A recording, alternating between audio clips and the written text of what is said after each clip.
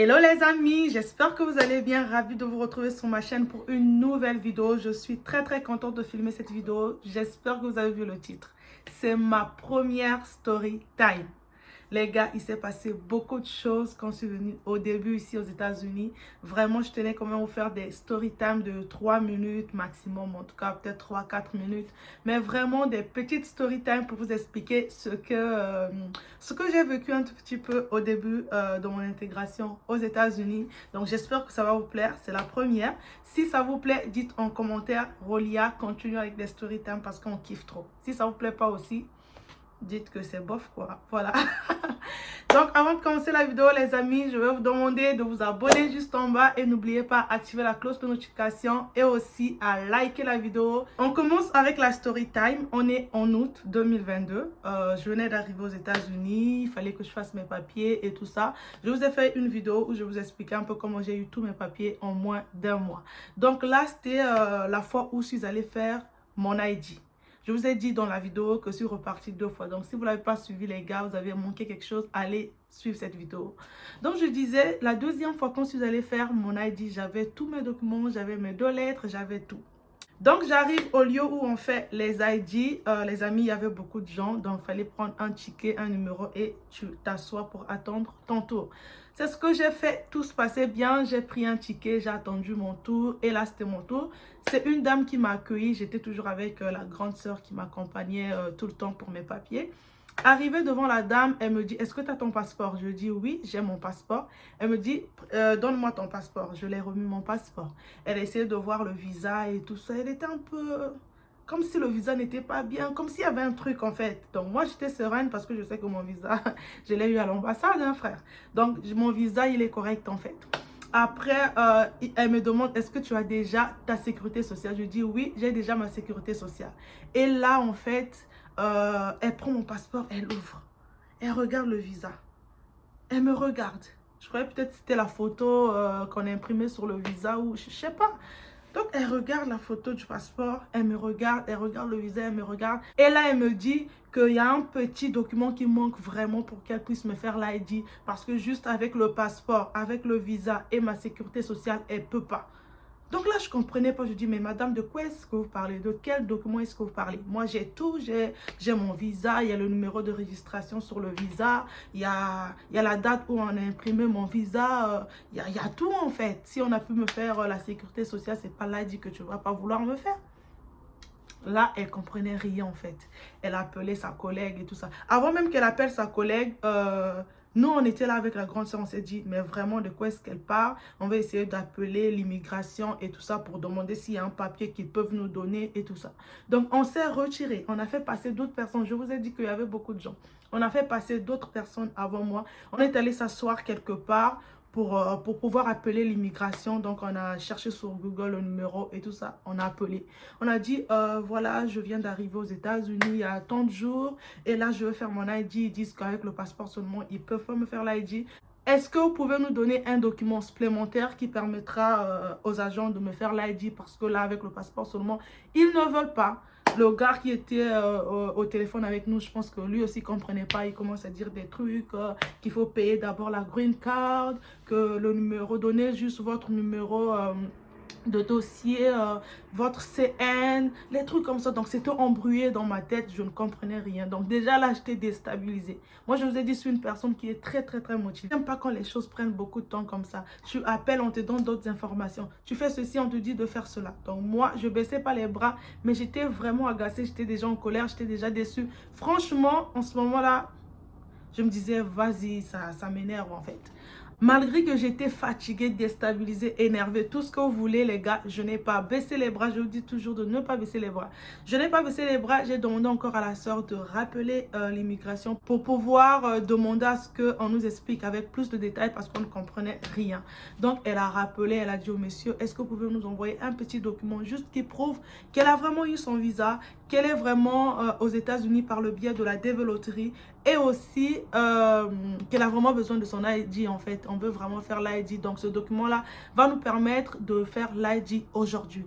Le monsieur, il a dit, je ne peux pas vous donner un document, mais prenez ce numéro de son dossier. Dès qu'elle va payer sa green card, elle va aller checker ce numéro et le statut va changer en fait parce que là, elle n'a pas encore payé sa green card et tout ça. Donc moi, je croyais que c'était à cause de ça parce que je n'avais pas encore payé ma green card, que la dame ne voulait pas faire mon ID, alors que ça n'a rien à voir, mais vraiment, ça n'a rien à voir. C'est juste la dame qui ne voulait pas comprendre en fait. Donc on est reparti chez la dame et là, on lui a dit que regarde, on vient d'appeler l'immigration, regarde, ils nous ont donné même le numéro du dossier et tout ça, tout ça. J'ai vraiment eu mon visa et tout. La dame, elle comprenait pour elle rien. Je ne sais même pas si elle connaissait ce que c'était la dévéloterie ou bien je ne sais pas. Après, par chance, il y a sa collègue maintenant qui passait. Et là, elle a posé la question à sa collègue, regarde, elle veut faire son ID et tout ça, dévéloterie, les trucs comme ça et tout. Déjà, moi, j'étais assise, j'écoutais même plus personne parce que ça m'énervait déjà. Et là, la dame dit, mais elle a le droit en fait. Elle a son visa, elle a sa sécurité sociale, elle a le droit de faire son ID. Et là, elle commence à dire, oh, sorry, j'ai pas bien compris et tout ça, désolé et tout. On dit, non, c'est pas grave, it's okay. Donc, elle a commencé à remplir les trucs, elle m'a donné un formulaire, j'ai aussi rempli et tout ça. Ça s'est très bien passé avec la dame maintenant. Dès que sa collègue l'avait dit que c'était bon, je pouvais faire mes trucs. En tout cas, c'était crème, j'ai rempli, elle a rempli, on a payé, c'était bon. Ça, c'est la première partie. La dame, elle m'a dit, va de l'autre côté, là-bas, on va te prendre une photo et tu vas répondre à 2 questions. Après ça, on va te remettre ton ID tranquille, c'est fini, finito pipo. Donc, je me suis dit, ok, il n'y a pas de souci. Je suis allée là-bas et entre-temps, ma grande sœur, elle avait reçu un appel. Les amis, je vous rappelle que je ne sais pas parler anglais encore, que je comprends juste un peu, mais je ne comprends pas beaucoup en fait. C'était le début quand j'étais venue en août. Ma grande sœur, elle a reçu un appel, elle est partie. Donc moi, je me suis rendue là-bas toute seule. Arrivée à mon tour, elle était toujours en appel, ma grande sœur. Donc, elle ne pouvait pas être avec moi. Donc, la dame m'a dit, hello, how are you today? Nani, nanana. Elle m'a posé des questions. J'ai dit, ça va bien et toi? Ça, c'est facile, j'ai répondu. Après, elle me dit, je vais te prendre une photo. Donc, positionne-toi bien devant cette caméra. Les petites caméras qu'on utilise à l'aéroport, dans les bureaux d'immigration, vous connaissez. Donc, je me suis positionnée. Ça, c'est facile. Tu ne parles pas, tu prends juste la photo. Je me suis positionnée et elle m'a pris une photo comme ça. C'était bien, c'était nickel et tout. Arrivé au moment où je dois répondre aux questions. Oh my god, c'était juste un petit ordinateur comme ça devant moi. Donc elle appuyait là-bas et les questions sortaient sur l'ordinateur devant moi en fait. Donc elle m'a posé une première question que j'ai oubliée parce que j'avais bien répondu par hasard. J'ai appuyé sur oui, c'était bien la réponse, c'était normal et tout ça. Donc les amis, j'ai pas retenu cette question-là. La question que j'ai retenue, c'est la deuxième question parce que ça m'a traumatisée jusqu'à aujourd'hui et c'est même ça qui m'a poussé à vous faire cette vidéo en fait. La deuxième question, c'était est-ce qu'un jour, si je faisais un grave accident, ils pouvaient prendre mes organes, genre ils me donnaient mes organes en fait. J'ai répondu oui. C'était sur l'ordinateur.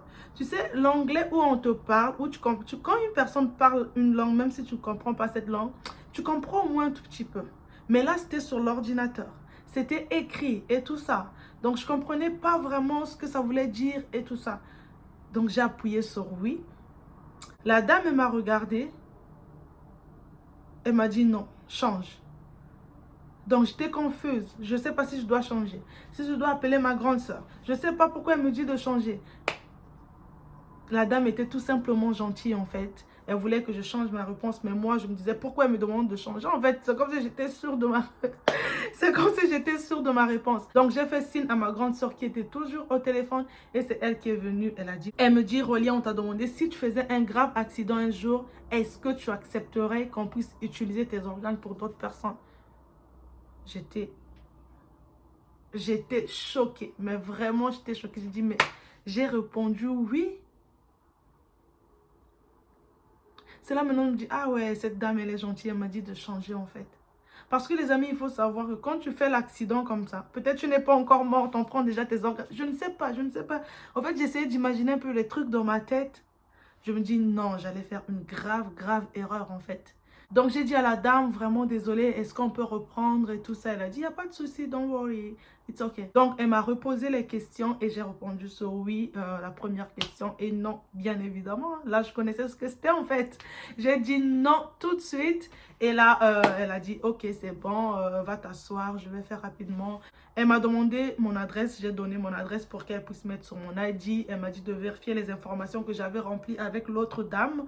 J'ai vérifié, c'était bien mon nom, mon prénom. non, tout c'était bien. Et là, il me dit, voilà votre ID, have a good day, bye, bye, voilà. Donc, c'est un peu ça. Je ne sais pas si j'ai bien expliqué, mais vraiment, ce jour-là, j'ai eu la peur. Même quand on est sorti, on était dans la voiture. Franchement, j'ai eu vraiment peur. J'ai appelé mon pote, je lui disais, mais vraiment, j'ai failli donner mes organes et tout ça et tout ça. J'étais littéralement traumatisée ce jour-là et ne faites pas ces erreurs-là en fait. Je vous dis toujours d'apprendre l'anglais les amis. Et même quand vous arrivez en fait, la leçon à tirer vraiment pour cette histoire. Quand vous arrivez quelque part et que tout est en anglais, utilisez Google Traduction. Très important. Ce jour-là, la dame, elle pouvait accepter que je puisse utiliser Google Traduction. Elle ne pouvait pas refuser en fait. Mais moi, je suis allée faire un truc rapidement comme ça. Imaginez si ce n'était pas possible de changer le truc ou comment. Ça allait rester comme ça. Donc, utilisez toujours Google Traduction. N'ayez pas honte, n'ayez pas peur. Demandez 1 minute et rentrez dans votre téléphone rapidement. Utilisez Google Traduction. Écrivez ce qui est sur l'ordinateur ou sur le papier pour essayer de comprendre ce que c'est en fait. Moi, ce jour-là, je n'ai pas fait ça et j'ai failli signer pour un truc très grave. Voilà les amis, c'est la fin de cette story time. J'ai été ravie de la filmer. J'espère qu'elle vous aura plu. Moi en tout cas, ce jour-là, j'ai eu très peur. Dites-moi ce que vous en pensez en commentaire. Je serai là pour discuter avec vous en commentaire. Mais vraiment, retenez la leçon. N'oubliez pas et n'ayez pas honte d'utiliser Google Traduction. Ça va vous aider, mais vraiment beaucoup. Voilà, je vous fais des gros bisous. On se retrouve très prochainement pour une nouvelle vidéo. D'ici là, soyez sages. Bisous!